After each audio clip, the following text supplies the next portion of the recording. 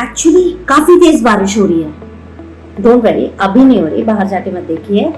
अगर बहुत ज्यादा तेज बारिश हो रही है, जैसे हिंदी में हम कहते हैं मूसलाधार बारिश, तो उसके लिए इंग्लिश में क्या कहा जा सकता है? उसके लिए हम कह सकते हैं it's raining cats and dogs. नहीं, इसका मतलब ये नहीं कि कैट्स और डॉग्स गिरेंगे। इसका मतलब, इडियम्स का मतलब कहाँ होता है?